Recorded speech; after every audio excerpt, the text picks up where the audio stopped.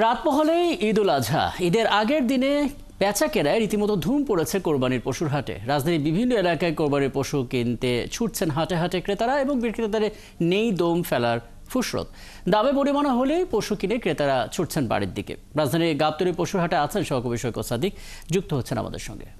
সৈকত, ঠিক এই মুহূর্তটার জন্যই অনেক ক্রেতারা বসে থাকেন, অপেক্ষায় থাকেন এবং সেসব দিয়ে এই মুহূর্তটা এলো এবং আমরা বলছিলাম যে গরু বেচা কেনা রীতিমতো ধুম পড়েছে। আপনি কেমন দেখছেন শেষ বেলায় পশু কেনা বেচা কেমন চলছে? বিক্রেতারা কি বলছেন? ক্রেতারাই কতটুকু সন্তুষ্ট?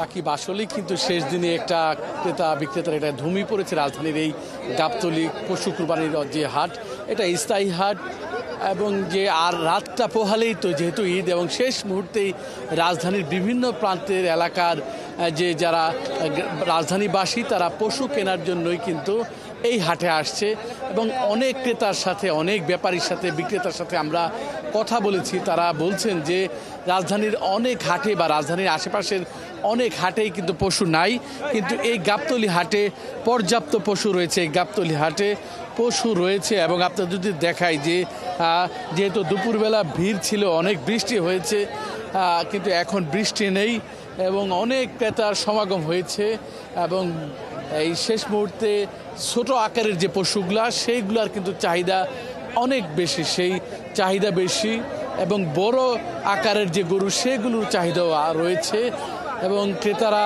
আসছেন, দেখছেন, যাচাই করছেন এবং দাম, ক্রেতাদের অভিযোগ, ক্রেতাদের যে দাবি, বলছেন তারা যে পশুর দাম কিন্তু আসলে শেষ দিন বেশি, কিন্তু বিক্রেতারা ক্রেতাদের এই দাবি বা এই অভিযোগ মানতে নারাজ। তারা বলছেন না, যেহেতু শেষ দিন, গত কয়েকদিন ধরেই তারা পুরো কুরবানির এই পশুর হাটে আছেন, তারা তো তাদের যে পশুতে যে খরচ হয়েছে পশু কেনায়, তাদের যে দাম, তারা সেই দাম, ন্যায্য দামে পশু বিক্রি করে তারা বাড়ি চলে যাবেন।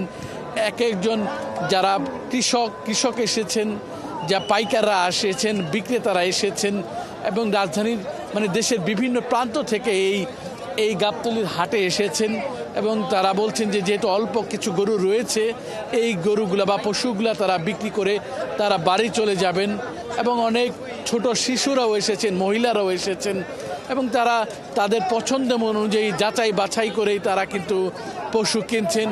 অনেকে এই পশু দেখে তারা খুশি হচ্ছেন এবং যেহেতু যাচাই বাছাই করে কিনতে পারছেন, এতে কিন্তু খুশি।